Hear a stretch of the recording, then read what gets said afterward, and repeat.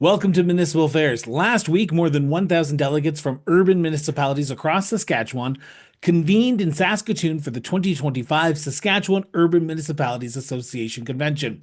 The annual event serves as a cornerstone for collaboration, celebration, and forward thinking among municipal leaders, and this year's 2024 was especially significant following the municipal elections last year. The convention provided a platform for communities to come together, share insights, and shape the future of urban governance in Saskatchewan. The topics included municipal revenue sharing, crime and safety, and the federal election, which all took center stage for most of the convention. Premier Scott Moe was in attendance and mentioned in a press conference that the municipal revenue sharing was a first in Canada and was an envy for other municipal jurisdictions. Well, first I would say the municipal revenue sharing formula is tied to the PST. I think it was up 6.5% roughly, or about $22 million this year. $361 million dispersed, no strings attached funding to all municipalities, rural and urban, and unlike anywhere else in the nation of Canada. So it is a one-of-a-kind program. It is I think a significant indication of the provincial government supporting the work that our municipalities do and supporting the priorities that the municipalities may have, and they may differ from north to south and rural to urban in the province. So nowhere else in Canada has a municipal revenue sharing program. I think that's important to note. It has increased yet again 6.5% this year, important to note. But what I would say is that the inflationary experience of not only smaller northern municipalities, but all municipalities is very real. Very real, in particular when it comes to infrastructure challenges that municipalities are having. And so, as we find our way to April 28th, I think one of the more significant discussions that whoever the federal government is going to have is, what does a long-term infrastructure cost-sharing program look like? And we have a stopgap in a small program that the federal government had as they headed into an election, but we will need a new long-term stable infrastructure funding model so that municipalities can plan and so that they can cost share not only with the federal government but with the provincial levels of government as well. Leader of the official opposition, Carla Beck, was in attendance and spoke to the press at the convention and said while the municipal revenue sharing program was good, more money was needed as municipalities own and take care of more than 60% of infrastructure within the province of Saskatchewan. Usually the discussion around municipal revenue sharing starts with municipalities saying that they understand, they appreciate the funding and the level of predictability with that funding, but usually the caveat that it is not meeting the costs that they're experiencing. I just talked to a mayor here last night who's they're looking at, they've just made a significant infrastructure investment in a water plant, and now are looking at wastewater treatment, which is around $12 million. Small communities, 600, 500, 1,000 people, that's incredibly expensive for them. And they are looking for support both from the provincial government and from the federal government. One of the things that many municipal leaders will tell you is that they are responsible for about 60% of the infrastructure in this province, but they have access to less than 10 cents, about 8 cents for every dollar. That is simply not a workable situation without support from other levels of government. I think both the Premier or anyone seeking to be Premier and anyone seeking to be Prime Minister needs to understand the importance of investing in our municipalities where most of our citizens receive those services. Things as crucial as safe drinking water, wastewater, as well as emergency services. Now, during the 4-day convention in Saskatoon, one major event took place, the election of a new president. Incumbent President Randy Goulden was challenged by Maple Creek Mayor Michelle McKenzie. On the second full day of the convention, SUMA delegates voted, and Randy Goulden secured a win with 58.4% of the vote over McKenzie's 41.6%. Now, after the convention, we spoke with newly re-elected President Randy Goulden about her win and the path forward and what she heard during the 3-day convention. Randy, thank you so much for sitting down with me after the 120th SUMA convention in Saskatoon, Saskatchewan. I want to start by first offering my congratulations on your re-election bid to be the new president, well, the re-elected president of SUMA. How does it feel to have the mandate from the members to move forward with the new governance style and the new era that SUMA is heading into? Well, I'm very excited about it because last year we were overwhelmingly, we got the assurance from our members that the work we'd done for 2.5 years with the governance review was what they wanted us to do. It was close to 86%.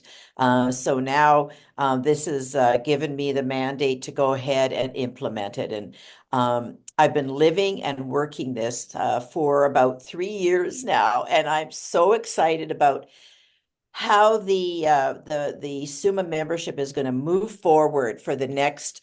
And I'm not going to say 120 years with this governance. We've been doing that for that, and and that was fine. But I think we have to make sure that we're relevant and current at all times. So during the convention, while running, you were also speaking to members. What were some of the concerns and challenges that you heard from members during the 3-day convention? Because I heard a few. I spoken to the Minister of Government Relations who heard a few, and I chatted with Clarke, the critic for the municipal affairs for the Sask NDP, and he heard a few. But what did you hear from delegates this year? Well, Chris, I talked to many, of course, at the convention, but what I chose to do about a month ago is I chose to talk with the mayors around the province of 147 towns, 232 villages, 16 northern municipalities and 16 cities. And I made phone calls to all of those, and I left messages for the mayors to call me. Many of them did, which I was overwhelmed, overwhelmed. And I found that a lot of mayors go into their offices on Mondays because I got many calls Monday morning. So it was a great way for me to start the week. And so I had great conversations with them even before we went to convention. And I did that because I wanted to know, as we're going to see politicians and the advocacy that we're doing, I just wanted to hear. And that's what I said.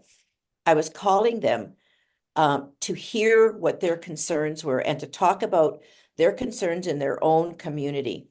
And, was I surprised? Probably not, because it was confirmed of, public safety, community safety. Infrastructure was key to all of them, absolutely key to all of them. Concern around the economy, and that was linked to the US-Canada relationships right now. And, they've done their budgets, they're moving forward, and they don't know how that's going to be affected. So, those were the top three. What did you hear? I heard around this relatively a few of the same things. I heard around affordability, the challenges that municipalities are faced with around infrastructure, which you talked about. One smaller community talked about the derelict buildings that they're having issues with in their communities.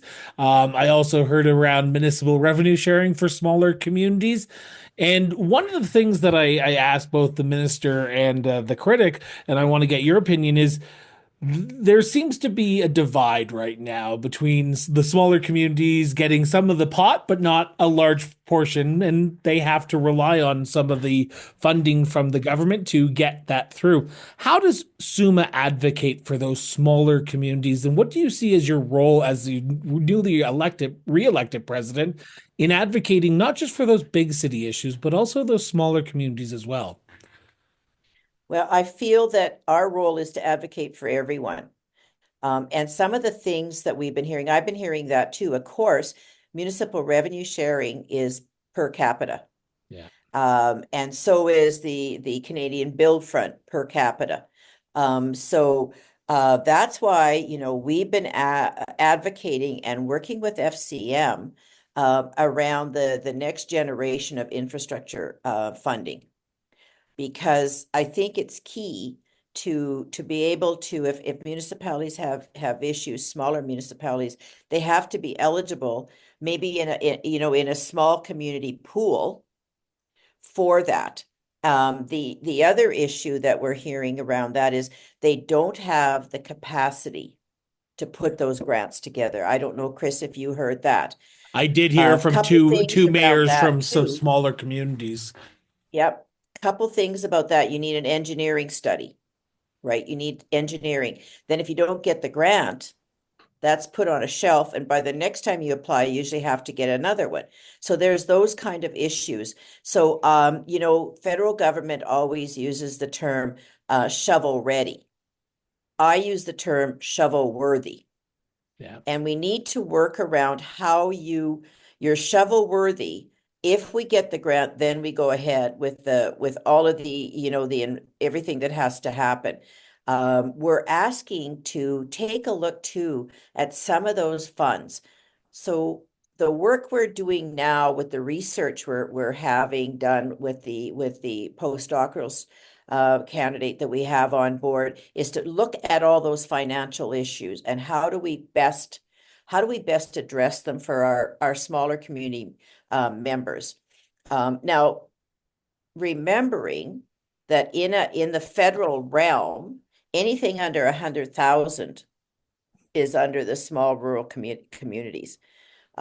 We look at that differently here in Saskatchewan, of course, with our membership. So there's a couple things there that I just talked about that we can do and that we can work towards.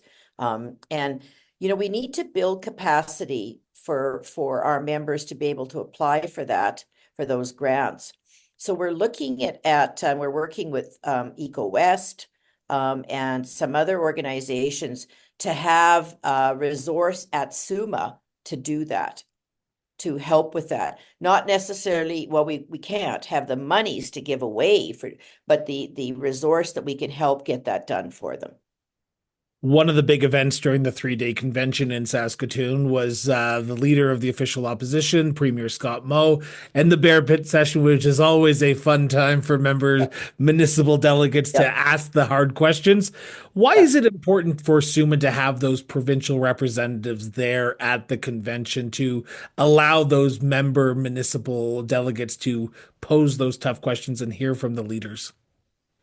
So I spoke with a lot of newly elected mayors and councillors. So this was the first opportunity for us to get together in one place, one gathering after the municipal elections in late November, I can almost call it.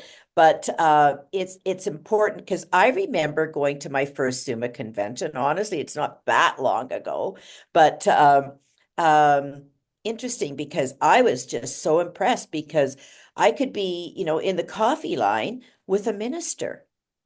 I had the opportunity to talk with people, to ask questions. And I think that's what SUMA does for our delegates. Whatever size community you're from, you just don't have that opportunity to talk to them. And I think the best advocacy that can be done on behalf of the urban municipalities are for those ministers and those MLAs to hear actual examples of what's going on. I asked a mayor in Saskatchewan, and I don't want to give away the name, but in my chatting with them, this was about 3 weeks ago, derelict buildings was brought up. And there have been communities in Saskatchewan that have we inherit these buildings. We don't want to buy a derelict building, but we inherit them through unpaid taxes. Well, they inherited a formerly used as a hospital. Can you imagine? A small town. They now own an old hospital. Just the fencing it up cost them. But provincial government sold it to a private entrepreneur who was going to make it into a long-term care facility. Couldn't do it and just handed it back to the town. Many times I heard, I think 3 times of communities that now own old schools. So, it's interesting. And they were to take it over. And how do we pay for this? As I said, with the town that got the hospital, just the fencing it and securing it. So kids couldn't get into it. So yeah, there's a lot of work to do, but and he was not comfortable standing up at Bear Pit. So I Yeah. introduced him to the minister. I'm assuming the Minister of Environment was very happy to have that conversation as well. Um, I'm sure that I'm now on the top of his Christmas card list. um, what's the path forward now? So now that you've met, and this is the first time, as you just mentioned, the first time since the 2024 municipal election, and there's a lot of people, a lot of mayors and councilors in that convention hall that we were at that are very first time, and they're very green to this whole new world. Yep.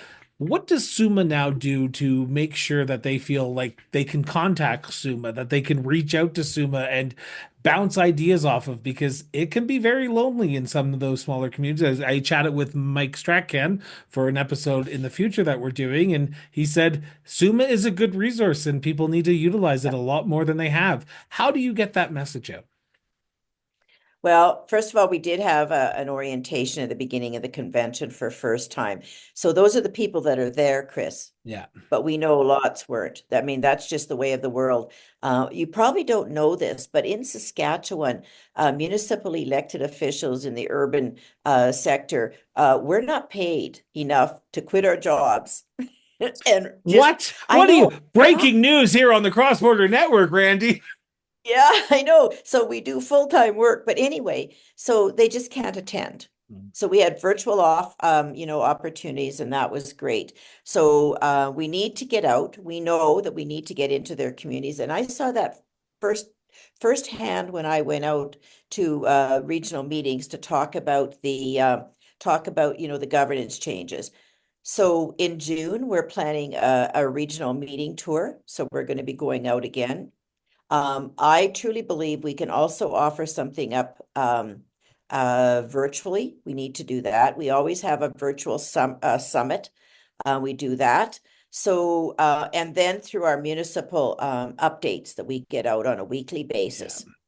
It's interesting because our councillors and our mayors are busy. So, and they may like to read, or different ways to get information. And I think what we need to do is probably do some surveys to see, again, how does this new group that we have, because every 4 years we have a new group, wish to get information.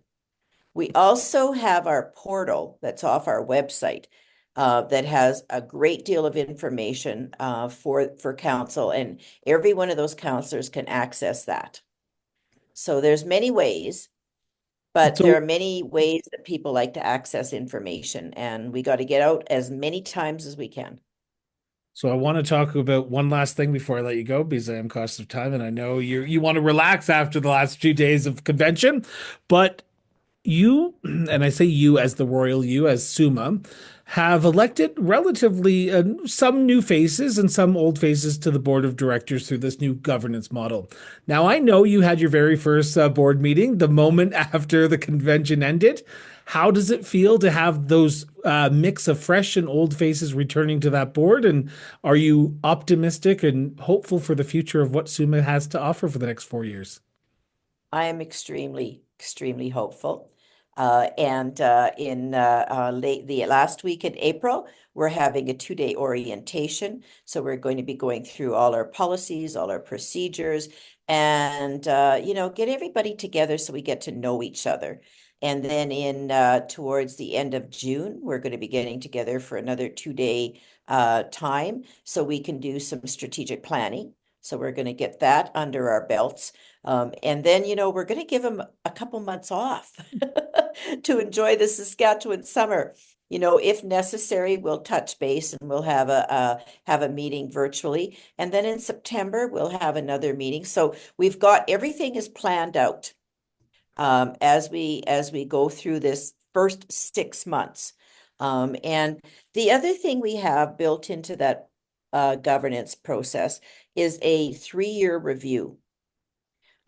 Because I think within 3 years we'll know, but we also said that if something comes up that we need to pivot and shift, although I don't like using those words because we remember them from, a few years ago when we were all locked down. But we can do that. We have the capability to do those kind of things. And I think from working with the SUMA administration and the past boards, if we something requires to have a bit of a change, that's what we're looking to do. Randy, I want to thank you so much from the bottom of my heart for always taking time and sitting down and chatting with me. It's always a pleasure. I will mention that you're not off for the full summer because in a few months' time, in Outlook, Saskatchewan, the SUMA golf tournament will be going on, and I know I will be there because I was invited by the CAO and the mayor while I was at the elevator at the SUMA convention. So I'm looking forward to seeing you in Outlook, Saskatchewan for this year's golf tournament. So always a pleasure. Well, I haven't missed one since I've been president. I started out in Waka, went to St. Walburg, and last year I was in Maple Creek. So I'm going to give you this other little breaking news, Chris. I have lovely golf clubs, and I have just what you need for a golf outfit, but I'm not really a good golfer because I just don't concentrate. I'm out there to visit and have some hospitality, and I'll hit the golf ball. I'll hit the golf ball just the wrong way, though. Randy, always a pleasure to sit down with and talk to you. Greatly appreciate it. Thanks so much, Chris. Also in attendance during the 3-day convention was Minister of Government Relations, Eric Schmalz. We sat down with Minister Schmalz to discuss a range of issues, including what he heard at his very first SUMA convention since being sworn in as minister, and what happens with that information now. Minister, thank you so much for sitting down with me and talking about not only the 120th SUMA convention, but your first SUMA convention as Minister of Government Relations, and your first SARM convention as well. What did you hear at the SUMA convention today? Well, it's great to be with you, Chris. A lot of our conversations revolved around investments in infrastructure and what we need to do collectively as a province, along with our federal partners, to be able to support our municipalities in the province. So that was a lot of the conversation we had. Now, what is the government doing to help municipalities? Because that's the million-dollar question all these mayors and councillors will be wanting to hear from you. Absolutely. What has the government done in the recent budget, and as you as minister, to help municipalities move forward on the infrastructure funding? So what we've done primarily in this province is created a program called Municipal Revenue Sharing. Now it's a program, a flagship program for our government. This year we've increased that funding another record amount, which is $361.8 million, almost $362 million this year, and that money flows to municipalities across the province. We instituted that in 2008 and carried it through since, this year's budget. So we've got money flowing to our municipalities, and the FCM and municipalities across the country I find are quite jealous of that program and are envious. They certainly are when I hear from other mayors and councillors from across Canada. Right. So that along with any number of partnership funding models that we use from the federal government with the provincial government and apart with the municipalities to be able to support their infrastructure needs. The ISIP program, which was a fantastic program that saw a lot of investment going into infrastructure across the province and across Canada, really. We were solidly behind that. Sad to see it go away. Now we've recently signed an agreement for the Canada Housing Infrastructure Fund, which is primarily directed at housing, the supports for housing, the in-ground infrastructure, water, wastewater, solid waste, that kind of stuff. So we advocate, we look for more opportunities to be able to partner with our federal government and municipal partners to make sure that we can be there to support them. So you talk about the 6.3% increase to the municipal revenue sharing this year, which is a record increase for municipalities. Going to play a little devil's advocate with you here, if you don't mind, Minister. What do you say to those mayors, those councillors who are here in SUMA saying that's not enough? So, we've tried our best to be able to balance, maintain a balanced budget and ensure that we are there to be able to support the municipalities wherever we can. Obviously, if we had a blank check to write, we'd do it tomorrow, but we don't. There's only one taxpayer, and we have to make sure that we're balancing our books to make sure that we can be a viable province for long into the future. So we want to make sure that we're doing that day in and day out in government, and that's what we're doing today. Now, as a former Reeve yourself, you bring a unique experience, background to this position. How has your background prepared you for this role? Because you're speaking to mayors, reeves from across Saskatchewan, and you used to be one of these mayors and reeves advocating for your community. How has that prepared you for this role that you're in right now? Well, for me, I think, Chris, it prepared me to know some of the processes and the challenges that are being faced by smaller municipalities as well as the large urban centers. I mean, the RM that I represented was directly adjacent to the third largest city in the province. So we would hear some of those challenges that were being faced by the city, as well as what we were facing as an RM, and some areas of partnership that we had come together on. So those type of experiences, the understanding of how municipal government works, has really translated well into my ability to be able to function in this new role. Now, your other background is an RCMP officer as well, so yes. It seems like you're just the perfect person for this. The last budget talked a lot about community safety. Yes. From your perspective, how do we make our communities safe in Saskatchewan from a provincial standpoint? Well, I mean, I don't want to step on the toes of my ministerial colleague, the Minister for Policing and Public Safety, but I mean, we're making record investments in policing, in justice programs for supporting municipalities in their police departments, their policing services. We want to make sure that we're there to provide for additional officers and the supports that those officers need. So when we can invest a significant amount of money into those agencies and services, we want to be there to do it. One of the conversations I've been having, especially with the smaller village communities in Saskatchewan, is around derelict buildings. Now, the government did announce a new program with some rural municipal leaders. Is there plans to expand it into the smaller villages as well? Because there's some derelict buildings that I spoke to a few mayors that they say are big eyesores and very big fire hazards as well. Right. So, I mean, the Derelict Buildings Act that was introduced last week in the House, obviously, as far as my ministry goes in government relations, we're responsible for the Building Codes Act. Yeah. In order for this project or this pilot project to occur, we have to create the legislative foundation for that to occur. So what we've done is introduce legislation to allow the Ministry of Environment, or a program led by the Ministry of Environment, to start to take shape. This is the first step. We've got a working group established, and we are going to be doing that in consultation with SARM and SUMA, as well as municipalities affected and stakeholders, to ensure that we build a program that's viable for everyone to be able to utilize and take full advantage of. It's also an opportunity for the world-class volunteer fire departments that we have in this province. Those individuals who step up for their communities, largely we call them voluntary. They prefer paid on call now because they want to make sure that they can, attract new people. Yep. But it really is. I mean, they are putting their lives on the line for their communities every day, just as much as I had the privilege to do as a police officer. This is them doing it on another level. So we want to be able to support them. They are very excited at the opportunity to practice their trade, and even some investigational activities can occur as a result of these initiatives that we're taking. So one final question, because I know you have another meeting you have to get to, and it's an important one. The conversation doesn't stop here after the convention is said and done tomorrow, after the Bear Pit session. What do you do as the Minister of Government Relations to ensure that what you've heard today, what you heard yesterday, what you're going to hear at the Bear Pit session doesn't fall on deaf ears? So, I'll just quickly, and I'll try and be as brief as I can. It's a big question. Big question. Yeah, absolutely. So, every 4 years we open up the Municipalities Acts, all three of them. There's the Cities Act, Municipalities Act, and the Northern Municipalities Act. We open those up for feedback from our stakeholders, and we want to hear what they think or where they feel that improvements can be made for their ability to operate as independent levels of government. We want to make sure that we're supporting them through those acts and through our programs and funding and grant funding and things like that. We want to make sure that municipal revenue sharing is there for them.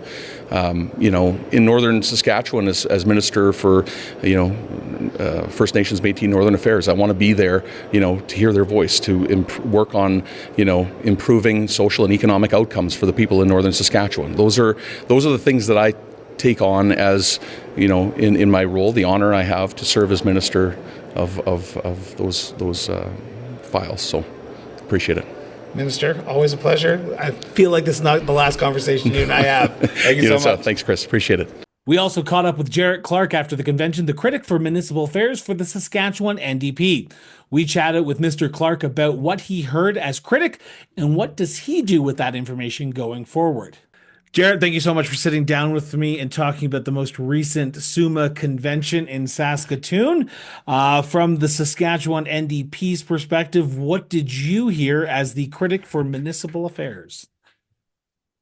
Well, before we get going on it, I just do want to give a good shout out to SUMA and their staff and the board of directors for a fantastic convention. You know, to have 1,100 municipal leaders from across the province come together and network, listen to ideas, share hardships and successes from their communities was really exciting. There was a ton of energy in the room for the entirety of the convention, and it was a pleasure to be there for all 4 of those days, myself and a number of my other colleagues.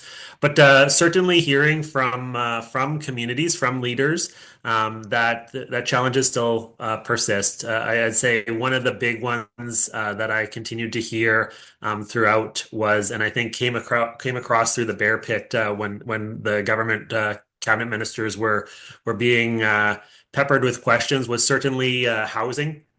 The need for housing and the need for more supports around mental health and addiction services, and that was echoed from my conversations with leaders from across the province. But then we also saw that in the bear pit, and a lot of those questions came to the floor to the government. So certainly those ones were very very important and time-wise need to be addressed for communities right away.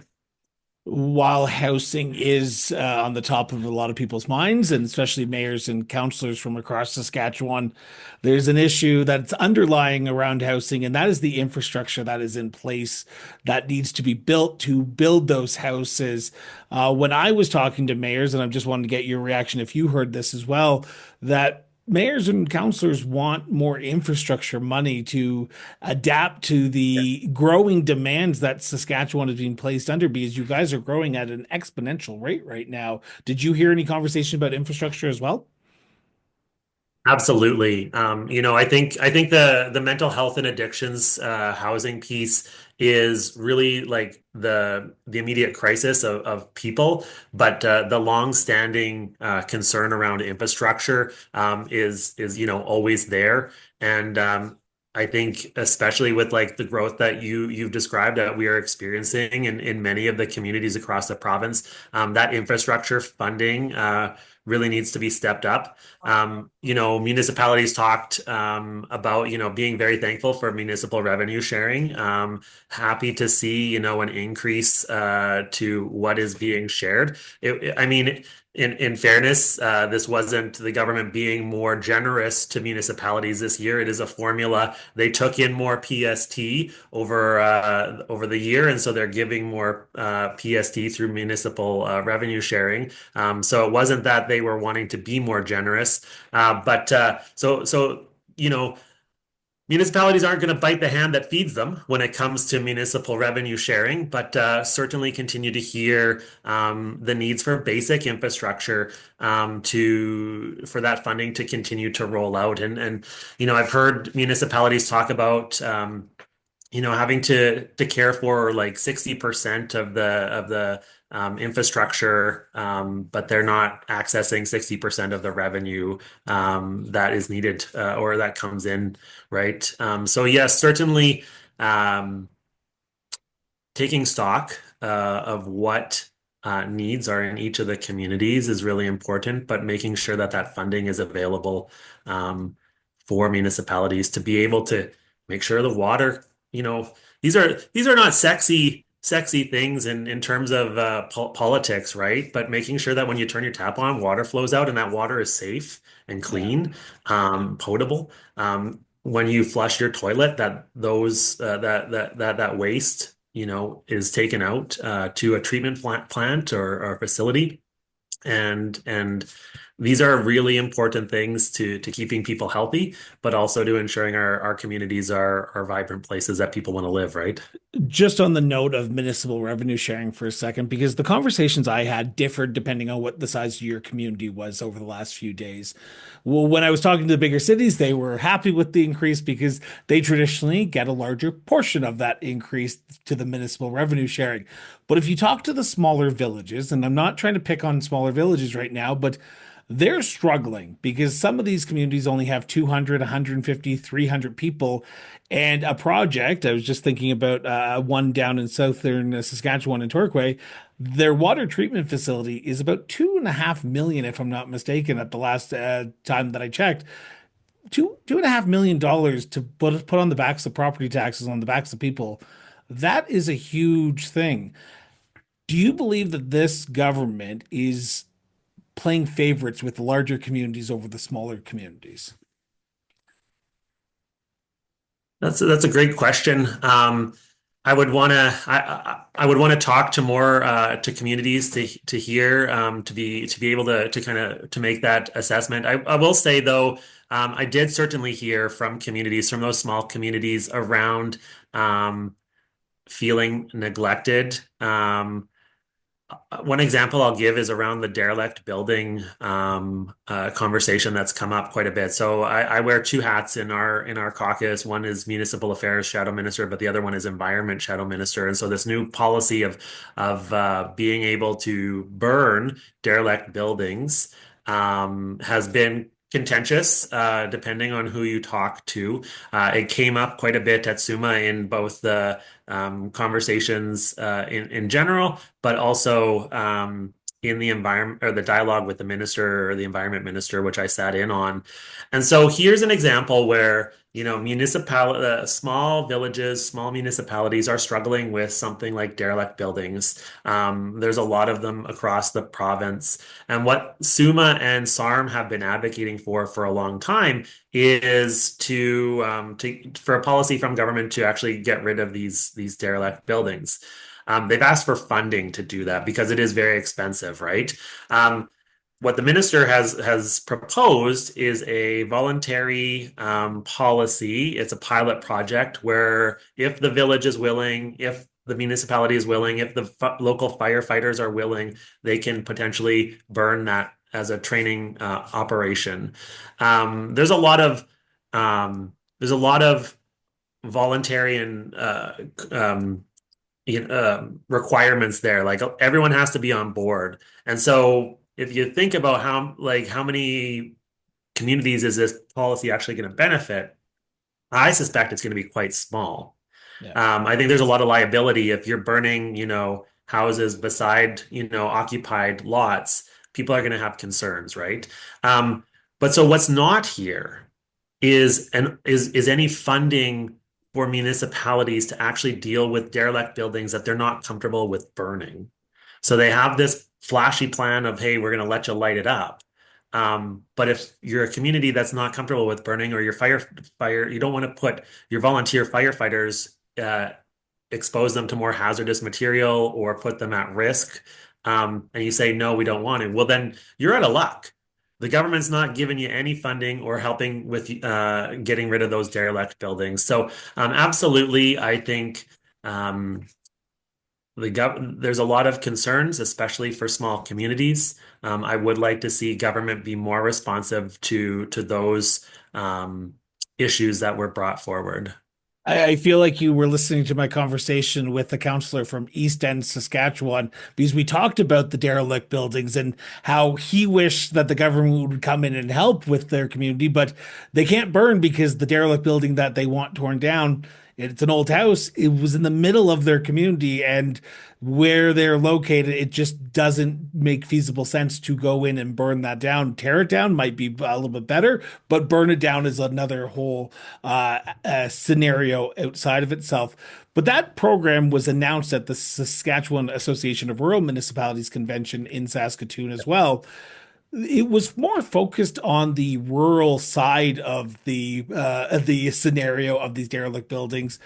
When you were at the SUMA convention, did you hear from many different municipal leaders, whether it be smaller, more towns or cities. Is this a bit just a village issue, or is this a Saskatchewan municipal issue? Certainly there were, I wouldn't, we have derelict buildings across the province, in Regina, in Saskatoon, right? And so I have a hard time believing that, we're going to start lighting on firehouses here in Regina, just to get rid of them. But certainly heard about this issue, in communities. So think of even, medium-sized towns.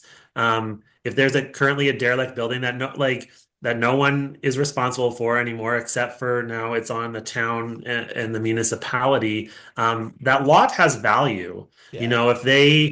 Um, if there's going to be growth in the town, would you rather, have be able to build a house on a lot that already has all of, sewer and water already coming to it, or would you rather build, that infrastructure in a new subdivision and spend all that money? I think, municipalities would go, hey, I think it makes more sense to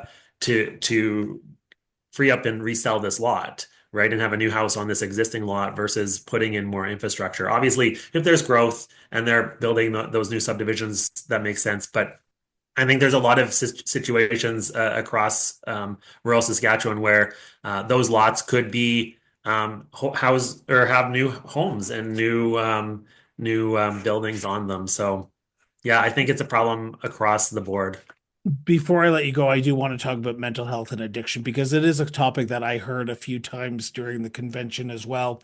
And the one thing I heard was there's a lot of supports going to the larger cities. And I know I keep on harking back to the smaller communities, but I spoke to a lot more of them than the bigger cities in my convention at the convention. And what I hear is we need support in these smaller remote communities. We need more support for northern communities. We need supports outside of the big major cities. How does the NDP see this government's attitude in helping people closest to their homes and not bringing them into larger cities? Because sometimes, and this is just my own personal perspective, so for those who are about to be angry, get angry at me, not not Jared, but sometimes family is what you need when you're going through those challenges. And sometimes you do need other outside help, but sometimes you need that family. Separating people is not always the best scenario. From the NDP support, how do we support Saskatchewan residents going through these challenges right now? I mean, it's a great question. I think it's a big question. Certainly, that is something that we have been calling on the government to do for a long time. Particularly, and you noted in your question there around the north. We've had some very passionate MLAs on our side of the house who have come out of the north representing Athabasca and Cumberland. I think of Jordan McPhail, our current MLA, and Leroy LaLiberty, who have already spoken in the last 5 months as new MLAs in the house, very passionately about the loss and the deaths that are happening in those communities. I mean, Leroy, just last week, had to ask for leave during the sitting and return to the north while we were in the legislature still because there had been 4 deaths, suicide and overdoses. So these are very real issues that are really hurting a lot of people. And I think it's really important to keep that as like the piece that we really keep at the forefront is these are people, these are Yeah. Saskatchewan people, and that we're losing, right? And there just isn't the amount of beds that we have for treatment isn't enough. The government has talked about they want to have the 500 additional beds in the province, but we feel that they have not been getting those beds established fast enough. You look at what's happened in Saskatoon in the last 4 months. Over 60 people have died because of the toxic drug problem. This is a crisis, and it needs to be dealt with as a crisis. So this is certainly something that we're really concerned about, that we want to see uh, be better. There's lots of solutions, I think, in terms of establishing, recovery facilities and treatment beds across the province. I know communities are willing. We've heard that there's been, dragging of feet on the government's part to get these beds in place. We know that the beds that they talk about that are in place are virtual beds, or there's 100% vacancy rate of staff to run these beds, but they're still championing them as they're up and operational, which is not true. So it is like you heard and like I heard, a real crisis, and something that you know um, needs to be addressed. And one thing that I will add is, I don't know if you caught this, Chris, during SUMA, during convention, but every time there was a speaker, they announced that in lieu of speaking, uh, financial compensation for speaking or speakers' fees, SUMA made a donation to Prairie Harm Reduction, which is an organization in Saskatoon that works on the safe consumption of drugs to try and keep people alive, and that's part of the equation that we weren't that hasn't been championed by this government. And so, we need people to be alive to get into treatment. And if they're dying from toxic drugs or they're contracting HIV because they're sharing needles now, that's not a win, right? So And anyways, I complicated issue, but certainly needs a lot more support coming from the government. Things are getting worse. I think you heard that, Chris. I heard that. The government keeps talking about, their plan is working, and that's hard. That's a hard pill to swallow when we're hearing such dramatically different things from municipal leaders. So before I let you go, I have one final question for you, Jarrett. And this is your first SUMA convention that you've attended. This was your very first SARM convention that you attended as critic for municipal affairs and critic for the environment. What do you do with this Yeah. information now? Because you can't just stop the conversations today, they have to be ongoing. What does the Saskatchewan NDP do with the information they've gathered from both the Saskatchewan Association of Rural Municipalities Convention and the most recent SUMA convention? What's the path forward for your party? Certainly. I think, well, one, I was back in the house today. We had session, I'm just out of the house here to chat with you. I did a member statement on SUMA and talked about mental health and addictions and the needs of communities, and called on the government to hear those pleas from municipalities. So already bringing those issues to the House. But these conversations that I had and that my colleagues had at convention will continue to inform how we approach, day to day in the assembly, and what questions we ask, how we try to hold the government to account. But like you said, the conversations don't end just because we have a big convention. So I look forward to getting back on the road in the next months and weeks to continue to meet with municipal leaders, with communities, mayors, and councils from across the province, and continue to hear where they're struggling and where they need support from the government, and where things are going well.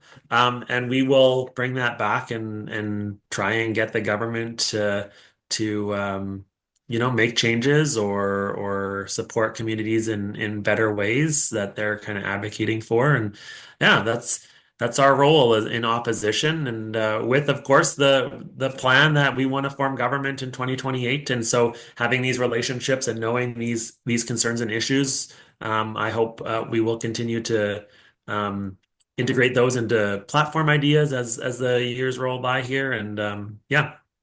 Awesome. Well, Jarrett, I want to thank you so much for taking time out of your day and out of the session and sitting down with me. Sorry we couldn't do it in person. I had to, like I said, I had to jump out. So this is all on me that we had to do it via Zoom, but I appreciate you taking time to do this. So thank you so much. I appreciate the conversation and appreciate what you do for helping advocate and highlight municipalities across the province. It was a fun few days in SUMA, and I look forward to our next conversation, Chris.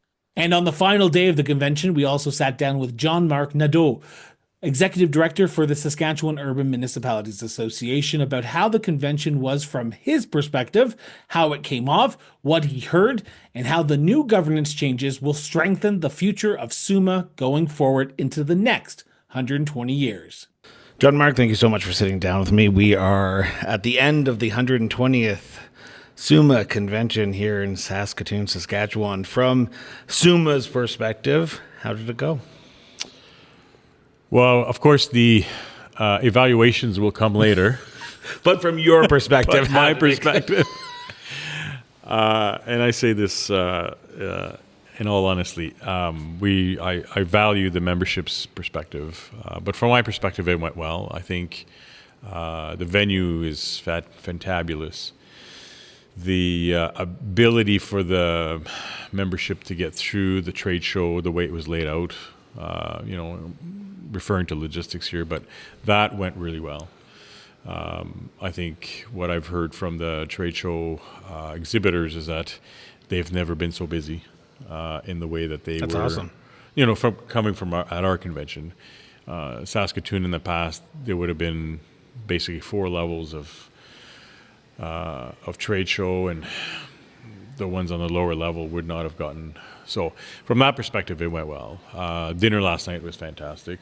It was a great, the entertainment was excellent. The awards, of course, a smaller group of recipients this year than we've had in the past. But, our Scoop Leary and our lifelong member, very well-deserved recipients. And I think the dialogues with the ministers was very good. They're on right now again, so we'll see how that unfolds. Dr. Gabor Mate was unbelievable. I've so much positive come out of that. And what else? Yeah, no, it's been a good session so far. Traditionally at these type of conventions, what happens is the networking that happens in between those sessions is also a positive note. I've been hearing from mayors, councillors. I'm assuming you've also been speaking to mayors and councillors from across Saskatchewan. We talk about the issues a lot on this show, but what are you hearing from the members? What are they looking for from SUMA's perspective on the advocacy front? Yeah, that's a very good question, Kristen. Thank you for that. Infrastructure obviously is front and center. Yeah. Right? I'm sounding like a broken record, but 60% of the Canadian public infrastructure is managed by municipalities in this country. It's no different in Saskatchewan.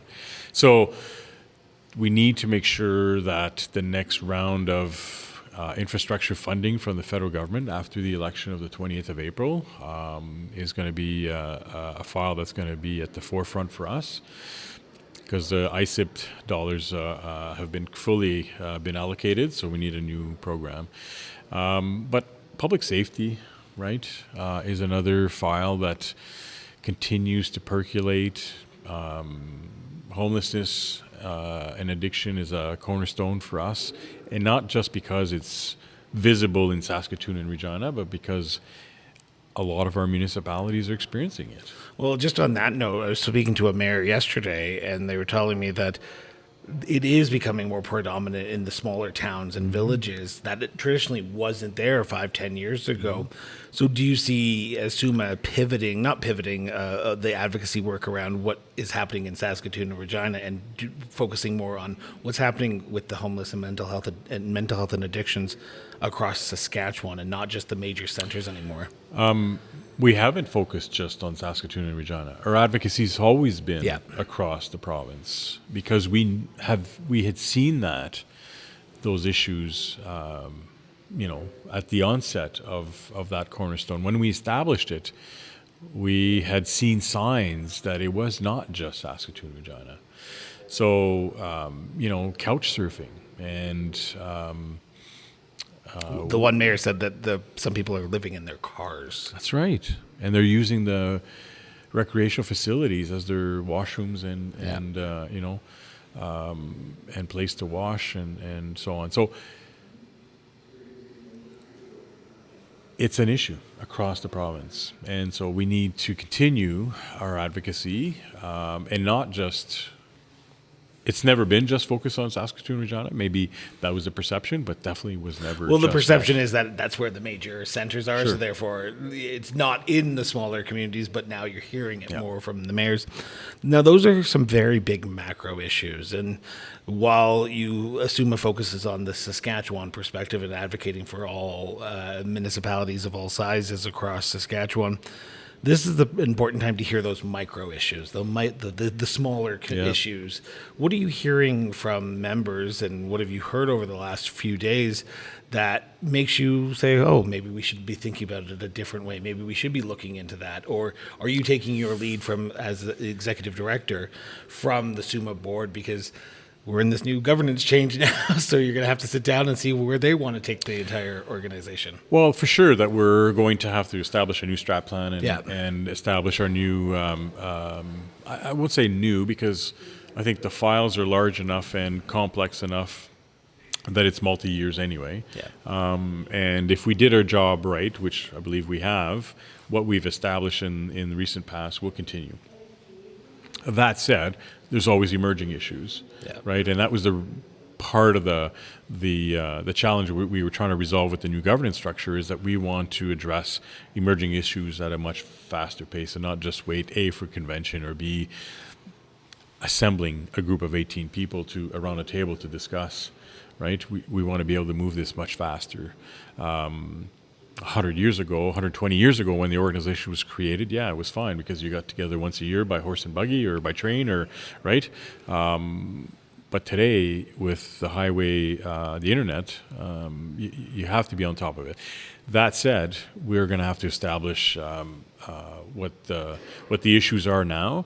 What I'm hearing, I mean, bylaw enforcement is an issue in many communities. I was talking to one mayor. They have feral dogs. Somebody left their dogs and moved away, and now the dogs are running the streets, and now they've become feral, and a bylaw officer really is not trained to deal with that. So where do we get the help that this community needs? So, there's some a little bit more micro, maybe a little bit more regional issues that I'm going to embark on I'm resuming my regional tours, something that had to stop during COVID. Now I'm going to resume that this summer. I'm going to hit 4 regions this summer, and I'm going to go sit down with, which will probably turn out to be CAOs mostly, but whoever's available to meet with me when I'm traveling in the 4 regions, and listen to them in their backyard and see what comes up. Well, that's a good segue to this question, because the SUMA convention is not just for the elected officials. I'm hearing from CAOs, deputy CAOs, administrative assistants.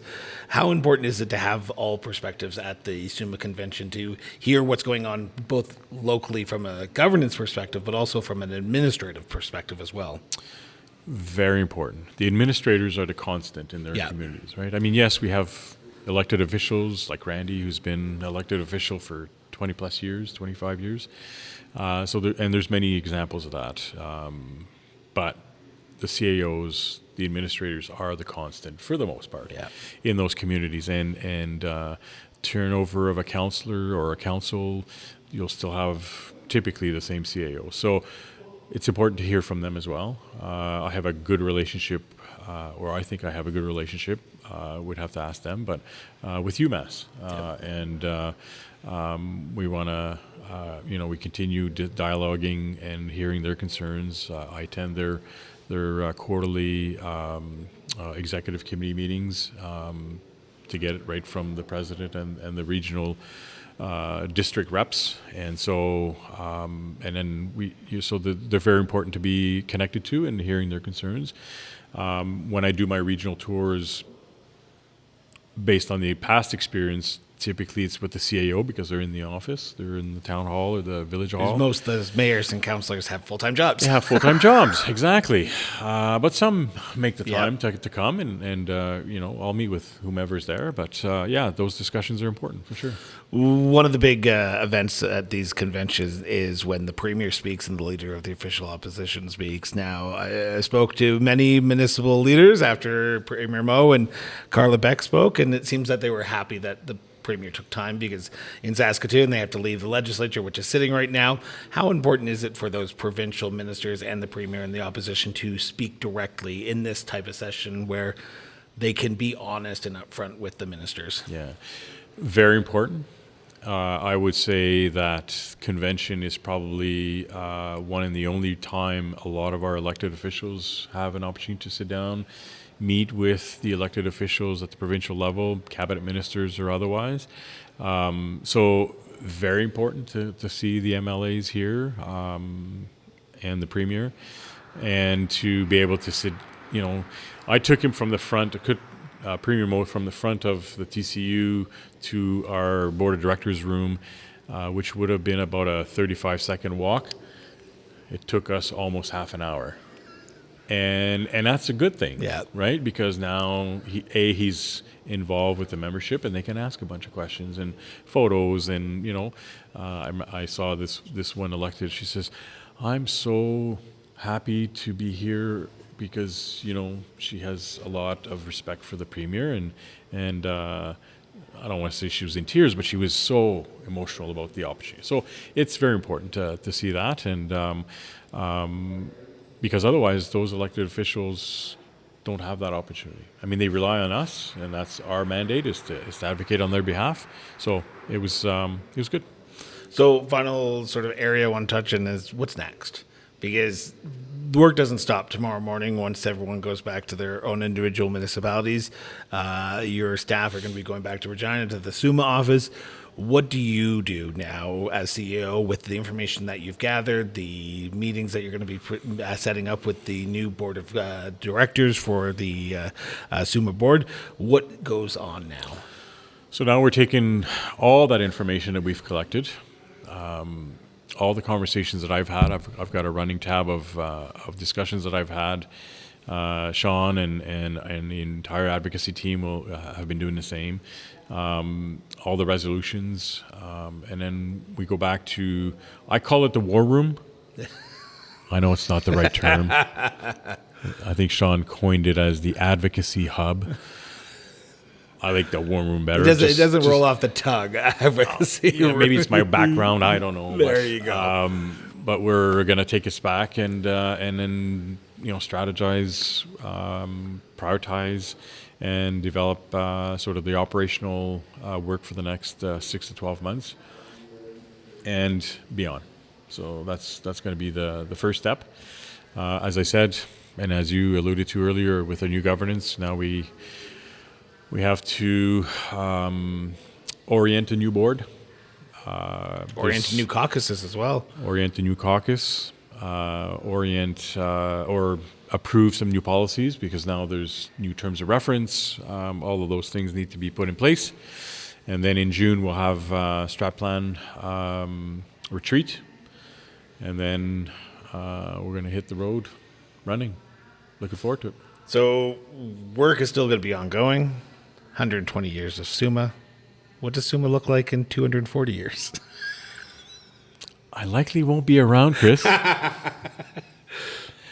Although I'd like to. Is the change that you've set up today at this convention going to be a positive change for what SUMA can be for the future? So, of course, I'm biased. Yep, right? but that's why I asked the question to the bias. I'm biased because I was part of the development of the structure that we have now, and all the consultation. This is a 3-year journey, and really engaged the membership, and where we could make the changes, the tweaks that they were giving us the feedback on. Absolutely, it's going to be impactful. It's going to make the villages have a forum to be able to raise their issues and talk about them. The towns, the cities, and then when all that comes together, those conversations where there are areas of mutual cooperation, then the board takes it up and runs with it. Whereas in the past, with the size of the board we had and the regional representation, and if I was a new councillor or a new mayor, who do I call? Yeah. The regional rep or the sector rep? The president? Like, there was such, I don't want to say confusion, but yeah, confusion, for lack of a better word. So I think this will be a much better focus, nimble ability for the organization to respond to issues and take it forward to whichever level of government it will be able to deal with it. So my final question, and it's more of a inside baseball question, but for the people of Saskatchewan who live in these villages, towns, northern villages, resort villages, why does SUMA matter to them? Why is it important for SUMA to have that unified voice from a municipal perspective, and how do you advocate for the residents of these municipalities as well? Very good question, and that goes back to our mandate. I mean, we're the voice of all of those communities. There's 500 or 450, give or take, municipalities. Not all of them are members of SUMA, but they all benefit from our work. We're there for them. We're there to listen to their concerns and bring a strategy that will affect change for the better for their municipalities as a sector. We don't necessarily take individual municipal issue, although I've done that in the past, and I've done it again this week, where I've reached out to a contact at Minister of Agriculture to deal with one issue. But from a SUMA perspective, it has to be sector-wide. Yep. Right? Because otherwise we'd be 450 individual issues and 450 municipal organizations. Exactly. But that's the mandate, the primary mandate. Yep. The second mandate, which is probably equally as important, is the ability for those municipal leaders to interact with each other through education sessions and through networking and sharing of information, ideas. When we go on the road and we do, share what's going on in your community. Proud of my hometown is how we coined it. That's important, because what's happening in your area, I might be able to use incrementally some of that in my area. So that's important. It brings these communities together. So that's the value proposition, if you will, from a SUMA's perspective, is we're there to help wherever we can in terms of advocacy and bring your issues to the premiers and their cabinet ministers, or at the federal level, and offer networking and education opportunities for those that are interested. Jean-Marc, always a pleasure. You're the man. Thank you for all the work you do for us, and we really appreciate the voice you've given our members in Saskatchewan and quite frankly across the country. Thank you so much for tuning in for another episode of Municipal Affairs. Now, if you haven't already, be sure to subscribe to the show on your favorite podcast platforms or on YouTube. Now, we also want to take a moment and send a special thank you to the Saskatchewan Urban Municipalities Association for allowing us to attend this year's convention and record some of these interviews live. Now, over on the cross-border interviews, you will notice that for the next 3 weeks, after this week, we will be sitting down with 9 municipal leaders from across Saskatchewan, and that will only be able to be found on the cross-border interviews. To learn more about the communities and the people that we feature on this show, visit us online at crossborderinterviews.ca. Your support means the world to us, so share this episode with your friends, your family, and yes, even your community, and help keep the conversation going. Until next time, stay informed, stay engaged, and we will be back with a brand new episode of Municipal Affairs shortly. Till then, everyone.